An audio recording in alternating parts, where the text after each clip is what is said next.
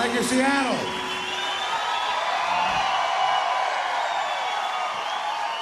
Thank you and welcome, and thank you for a day without rain. I don't know how it happened.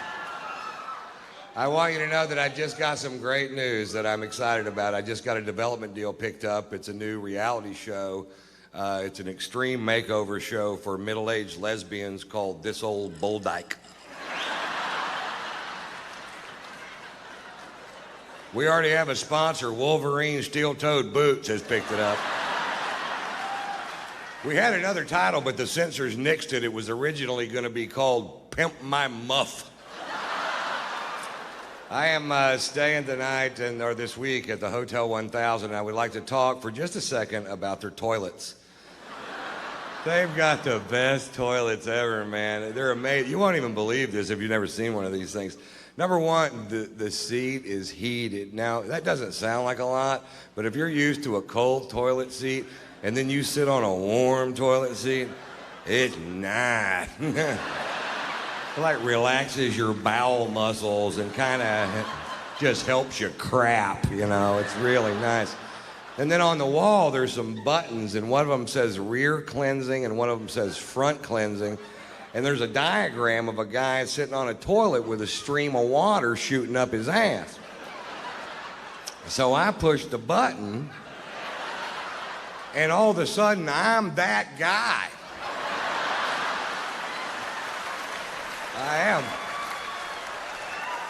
I am sitting on the toilet with a stream of water shooting up my ass, and it's amazing how accurate this thing is. I don't know if everybody's butthole's in the exact same place, but this thing has got me dead center. Then there's another button below that button, and it says oscillate, and I said, why not?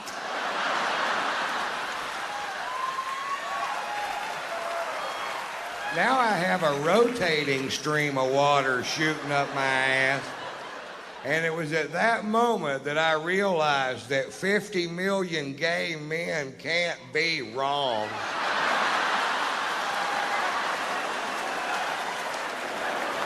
I'm singing songs to this toilet. I'm in love. I honestly love you. My wife caught me spreading cake on my ass just so I could go wash it off. Is that cake? No. I gotta go to the bathroom. Don't wait up. I'm gonna try to tell you this story. This happened on Tuesday. I'm going home from the PetSmart in the car with two dogs and a wife, and my wife says I gotta stop at the bank, and I say shit or whatever I said. Because I don't go in the bank. Everybody knows that. I stay in the car with the dogs, and she says I'll be, 5 minutes, but there's absolutely no such thing as 5 minutes with this woman. And she goes in, and I know the dogs need to pee, and at our bank there's one piece of manicured lawn that has two signs that both say, no dogs.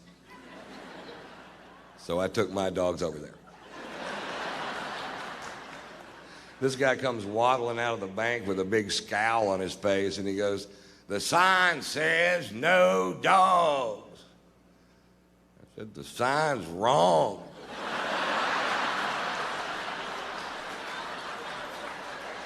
That sign should say two dogs.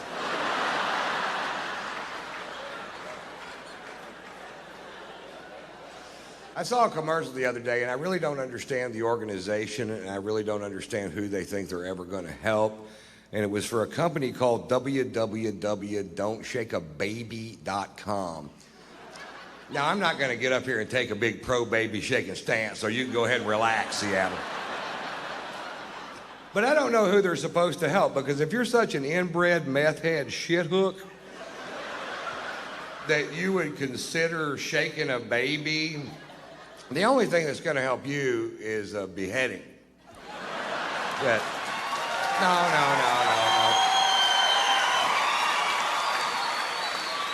Now, I know there's people in the audience tonight going, but Ron, but Ron, what if the baby's asking for it? Don't shake a baby. What if I can't find my car keys and I've looked everywhere?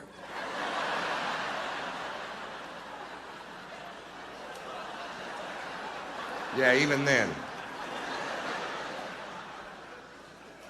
I went on to www.don'tshakeababy.com, and they have links to similar websites. They have a link to www.don'tstickyourdickinaToaster.com, and they have a link to www.don'tshoveaferretinyourass.com. And there's a lot of reasons why you don't want a ferret in your ass, because they're not like gerbils. They've got fangs and claws and a lot of shit you don't need in your ass, man. I got a ferret in my ass right now. I was at the hotel on the toilet a while ago, and he popped his head out of my butt, started washing his face in that little oscillating stream of water.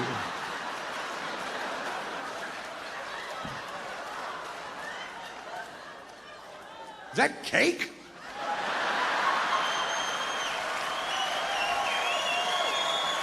No! Certainly not cake. I got a little trouble. Did you guys hear anything about that? I'll tell you what happened. I had 2 sold-out shows in Fort Pierce, Florida, and we were going to land in Vero Beach, Florida, and I have an airplane that you guys bought me. Thank you. It's nice.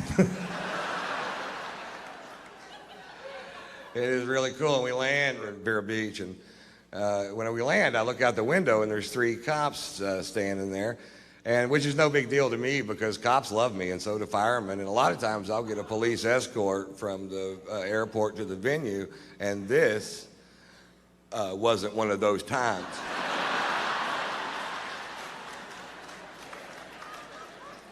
I got out of the plane, and there was a cop there, and he said, "Mr. Wyatt, we've been told that there are drugs on this plane by an anonymous tip." And I said, "There are absolutely no drugs on that plane."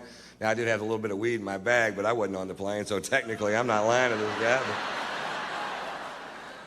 And, he goes, "Well, do you mind if we search the aircraft?" And I said, "You absolutely cannot search this aircraft unless you have probable cause, because I still have civil liberties." You know what I mean? I do. And they said, "Okay, well, we just want the drug dog to walk by it a couple times." And I said, "Fine." And the drug dog walks by a couple times, and the guy goes, "Well, the dog gave us a signal that there are drugs on the plane." And I'm like, "No, he didn't. That dog didn't do anything. I was staring straight at him. He didn't wink, blink, oof a paw. What's his signal, a blank stare? That's all he did." Because the dog says there's drugs on the plane. I'm like, "Well, I said there wasn't drugs on the plane. Who are you going to believe, me or the..." Fuck, never mind, you know? Now, I've got a show to go to. They spend an hour and a half going through this plane.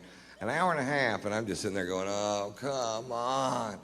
And they get finished. Of course, there is no drugs on the plane, and I knew there wasn't. And I assume now they're going to let me go, and I'll go do my show.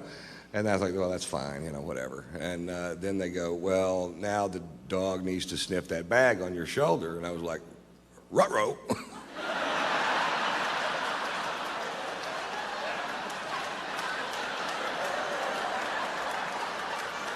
They found 7/8 of a gram of marijuana in my bag. Now, when I have 7/8 of a gram of marijuana, I consider myself to be out of marijuana. That is no weed. And it's medical marijuana. It was prescribed to me by a doctor in California where I live. And I told the cop that, and he said, "Well, what did you tell a doctor to get a prescription for marijuana?" And I said, "Well, the doctor said, 'Do you have any symptoms that marijuana helps alleviate?' And I said, 'Well, I get bummed when I run out of weed.' Marijuana cures that." They handcuffed me and put me in the back of a cop car. and took me to jail. Now, I'm not whining about that. I broke the law. That's fine. But fuck, this is Florida. These cops drove by 3 meth labs and a dead hooker just to get there. They processed me through county jail. Now, for whatever reason, I had a bunch of cash on me. I'd been on the road for a while. And now they got to count it in front of me. And this guy comes over and he goes, "Hey, man, I'm going to have to count that money and you're going to have to watch." And I'm like, "Fuck, not you." No. This money's in banded $5,000 stacks. And he picks one of them up and he goes, "One Mississippi." He didn't really say Mississippi, but he fucking could have. 2 Mississippi. And I go, "You can't do it that way. It'll take forever. Just take the band off and start counting. 1, 2, 3, 4, 5. When you get to 50, that's 5,000. Then just start the next stack." And he goes, "That's a good idea." That's what he said. So he counts the second stack and he goes, "Hey, buddy, wait a minute. There's only 42 in this one." I said, "Oh, that's okay. Just get 8 more out of this one. Put it in this one. Now you have 2 stacks of 50. That's $10,000. I'm teaching this motherfucker how to count." I was in jail for an hour and a half, and I don't know how word gets out so fast, but when I walk out of the jail, there's a big truckload of kids, and they have these signs that say, "Free tater."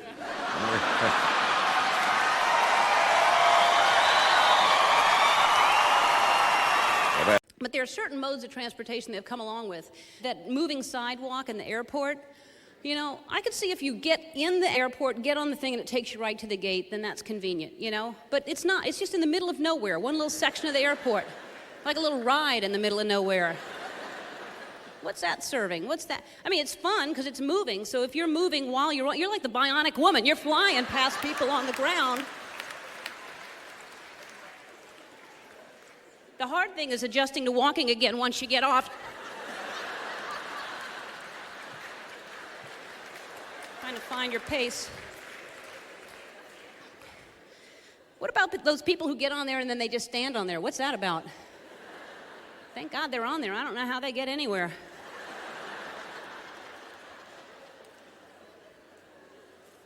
You'd think with all these things that are speeding things up for us and moving us along that we'd get places early or at least on time. You still have those people that are late all the time. You know, it's one thing if you're late once in a while, but these people that are consistently late, they always have the same excuse. Sorry, traffic. Really? How you think I got here? Helicoptered in? I allow for it. Then they get all defensive. Sorry. And when they say it like that, they don't mean it. Not when it goes up in the middle like that. Sorry. That's not sorry. That's like those people who say something, you know, like insulting, and then they end it with "just kidding," like that erases it somehow. "Hey, did you get a haircut? Hope you didn't pay for that thing." "I'm just kidding." Well, then you don't know how to kid properly. Because we should both be laughing.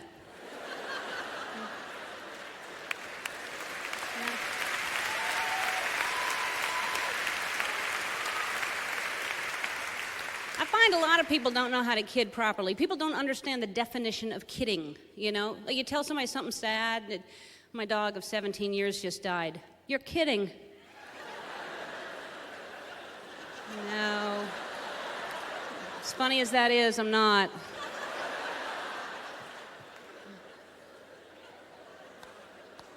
People always say things they don't mean. You know, like people who say the worst thing. "Oh, the paper cut, that's the worst thing." Is it? Really? Okay. What about pickle juice in your eye? That's pretty bad too, isn't it? You ever had pickle juice in your eye? Boy, those pickle jars. Have you tried to open them lately? They're vacuum sealed. You can't open those jars. They're so tight. You know, there was a big old barrel in a general store. You'd roll up your sleeve and dip in there for a big old dill, and those days are gone. Now they're all in the jars and they're vacuum sealed. You're trying to open them and you cannot get them. Squatting helps sometimes. That's actually... And you always have that one person in the kitchen. Give it. I got it. I got it. Give it. I got it. I got it. Give it. Give it. I got it. Give it. Give it. I got it. I got it. Give it. I got it. I got it. Give it. Determined to get it. And then you finally hand it over and they just pop it right off. Well, I loosened it. And then once you get the lid off, that's where the danger of the pickle juice in the eye comes along, because the juice is to the top.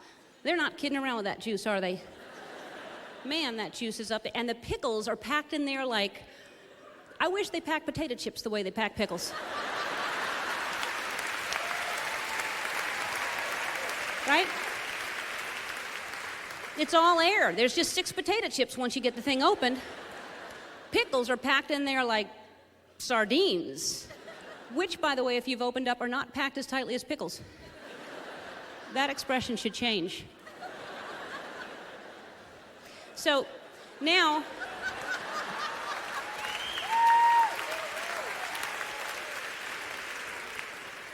you got to get the pickle out of there, right? And they're packed in there like pickles. It'll catch on. And so then you need help, and you're looking for that little stem that's still attached, the dried little dill handle, if you will. Ever so gently, you try to lift, and it comes off, and you knew it would, but you try. So then you have to go into the pickle claw. And the pickle claw, you know it well. It's the same claw, it's upside down as the claw to get the spare toilet paper roll that hasn't dropped yet. That's the same claw. Notice next time. Toilet paper claw, pickle claw.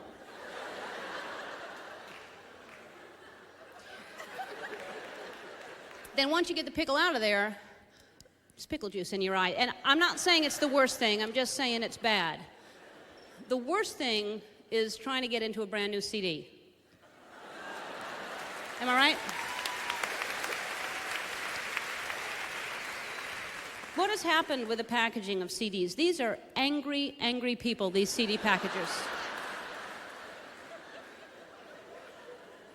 Open here, is that sarcasm? Are they mocking me? Open here. And it's sealed with plastic. I've never seen this. It's thick, thick government plastic. I think it's government. I've never seen it that thick before. Civilians can't buy it. And it's like, are they trying to keep it fresh? Why is it sealed in plastic? And then you can't get into it, so you're just slashing with scissors or a knife. That's how you have to get into anything now. Scissors, all the packaging now is like that. Have you tried to buy scissors? You need scissors to get into scissors. What if you're buying them for the first time? How are you supposed to get in there? Batteries are packaged like they never want you to get in there. Thick laminated plastic and thick cardboard and staples like from a staple gun. And what could happen to batteries? And then try to buy a light bulb. Thin cardboard.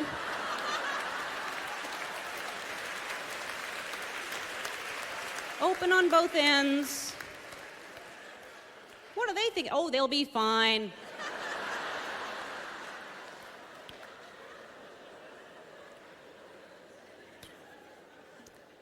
Everything's all different now. The packaging, the way you open things. Toilet paper. Have you tried to, if you get into a public restroom and the toilet paper hasn't gotten started yet, you're the first one there and you've got to find the start of it? You start out slow at first.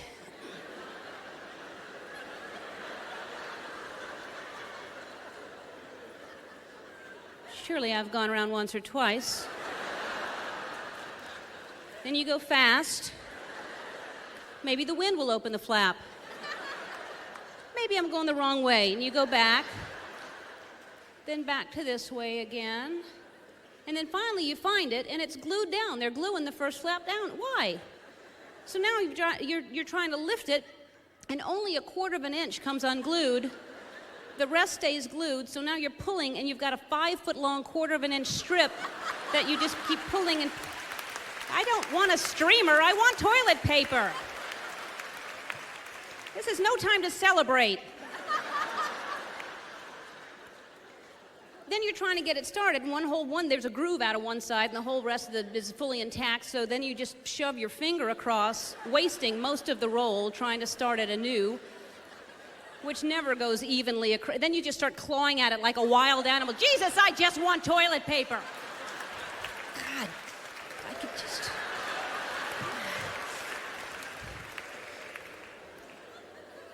What's happened to the toilet paper, by the way, in public bathrooms? It's not even 1-ply anymore, is it?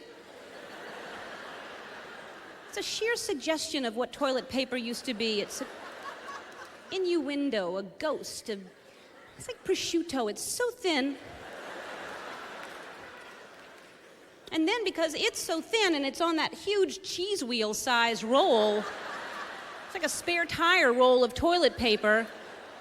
So the heaviness of the roll with the thinness of the paper, trying to move it alone is just please, if I could just have more than one.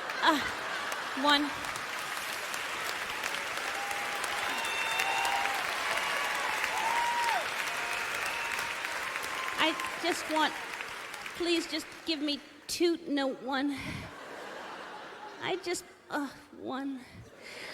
15 minutes later, you got 15 squares in your hand, which equal 1 ply.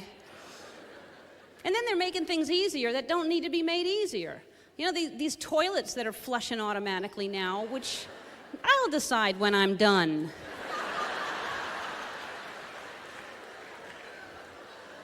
Because sometimes they just go off randomly. You're still sitting there. How dare you?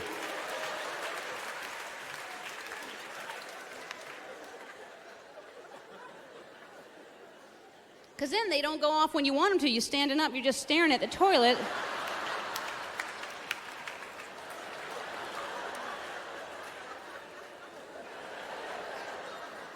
have to sit down and fake it out again.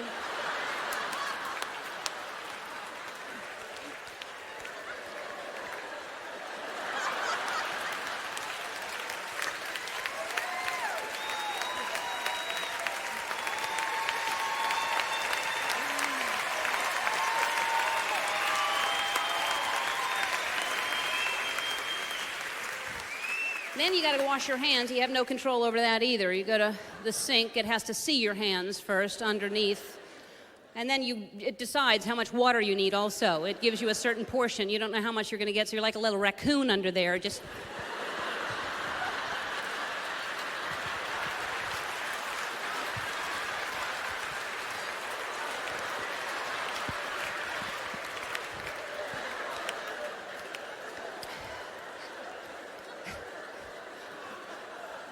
And then it decides that's enough water, and it's not, so you have to pull out and go pretend like your new hand's going back in again. And the dryer, you put your hands under there quickly like that. And all this is to avoid germs. Then you walk over to that disease-ridden door handle and open it up.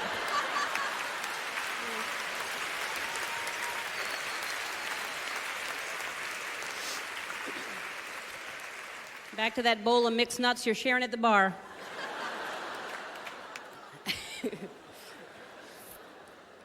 And then you're all paranoid because your friends are waiting at the bar. You've been in the bathroom for a half an hour and you feel weird. You know, it's amazing how much time that we put thought into thinking about what other people are thinking about us, you know? When everybody else is just thinking about what we're thinking about them, you know?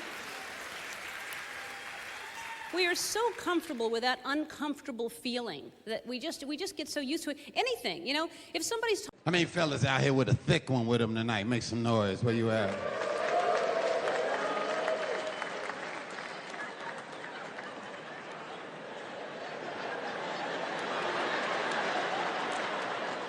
Should be a few more y'all clapping.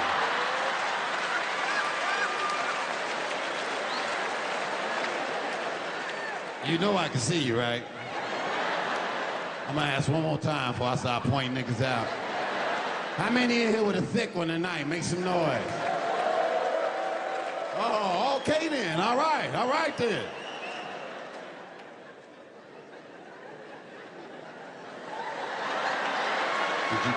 Did you clap? Okay, I'm making sure you clap. There we go. All right. This nigga all under the seat with it.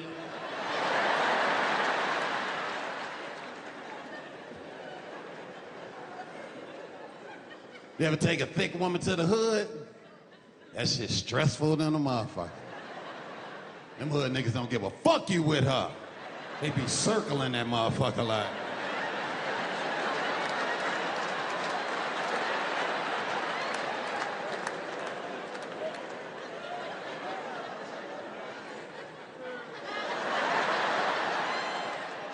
I be standing there like I don't see none of that shit. I ain't getting shot over this motherfucking nigga.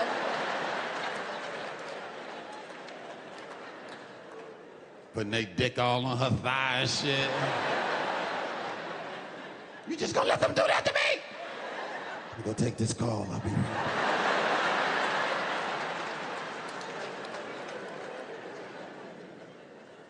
I don't think I'm where I need to be at in my career and shit, you know. I think I'm almost there, but I ain't really there and shit, you know.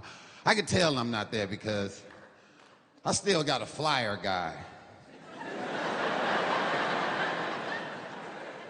I think if you still got a motherfucker making flyers for you, you ain't really where you really want to be at in life. Dave Chappelle and Chris Rock can post they shit one time. World tour, hour later, sell out. Me, I gotta make individual flyers for every city I go to and try to appease to them, you know? Hey, Memphis, I know you like barbecue. Check this slab out tonight at the Comedy Club.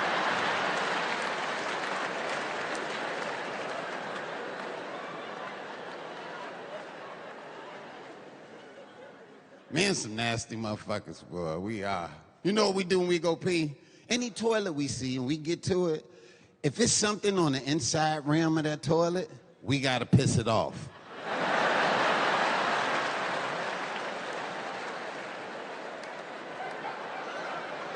It's gotta happen. It turned into a game instantly. I don't give a fuck what it is, gum, toilet paper. It could be somebody else's shit, we don't care. As soon as we see it, we be like, oh.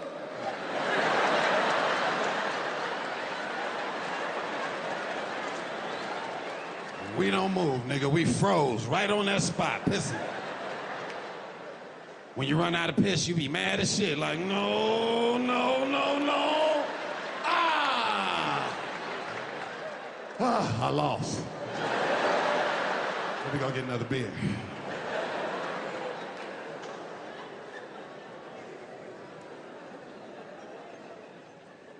Who in here used to be racist?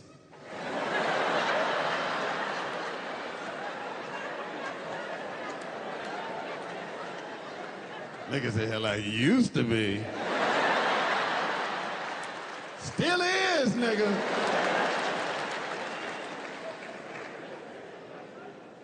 You know what some racist shit is in hotels? Overhead showers.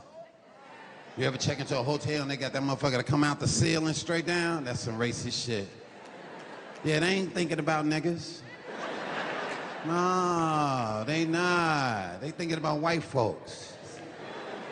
When I see shit like that, that let me know ain't no black people on the board over there.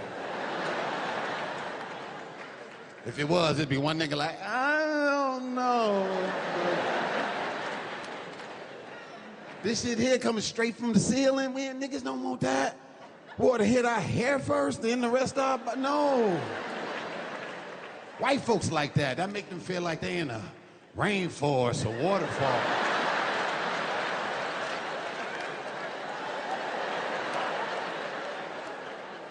No, niggas want that spout out the wall where the water descend down and we can decide how much water we want on our head, if any. If any.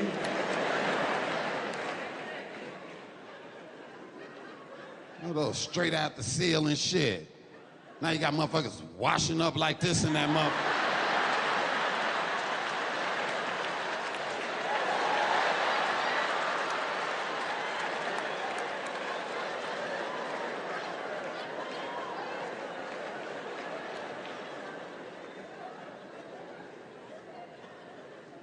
This white woman called me a NILF.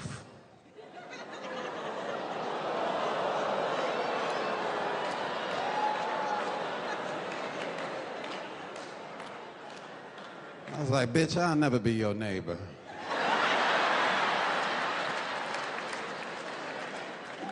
I ain't got no money, you live next door to me, bitch. You was thinking neighbor, right, ma'am? Excuse me, white lady, you was thinking neighbor?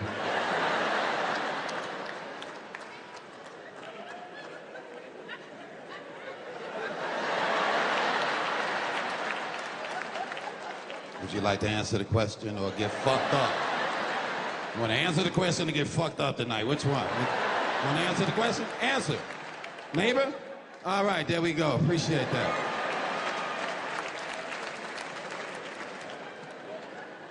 She's still racist, too.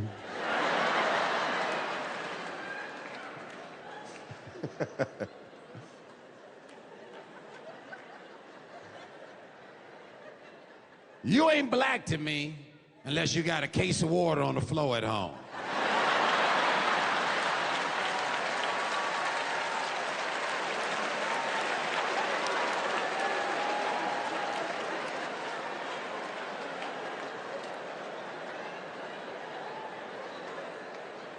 That's how I test niggas' blackness when I get to their house. I walk around with my hands behind my back, like,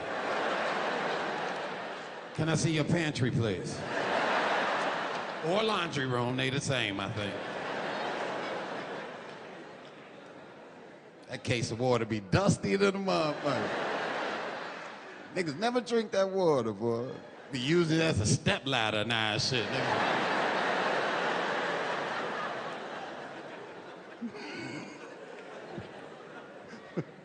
Listen up, white folks. If you go to a black person's house and you use their bathroom, and in that bathroom you see some clean, crispy white towels hanging up.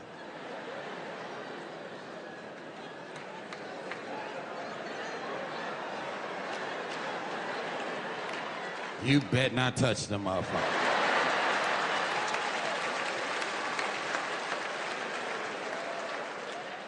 Them for sure. You use your clothes like everybody else.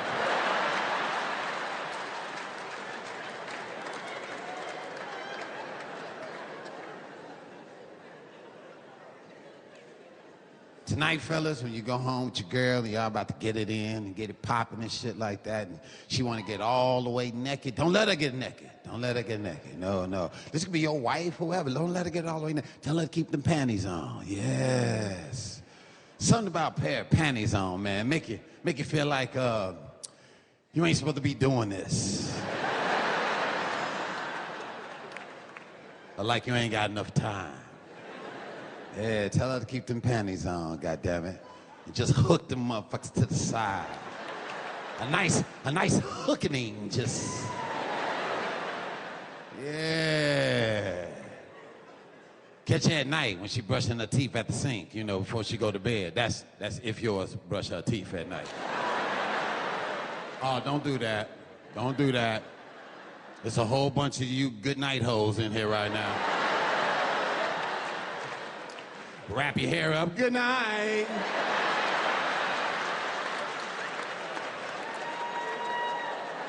Ain't brush shit but your edges, motherfucker. She brushing her teeth, come behind her, nigga, smack her on that ass and shit. She be like, what you doing? Hook them motherfuckers over and slide in the motherfuckers, yeah. Now the elastic from them panties gonna eat that dick up on the left side. Oh yeah, it's gonna chafe the shit out that dick, but keep going, nigga, you a soldier, go. Go! No burn, no earn, nigga, roll.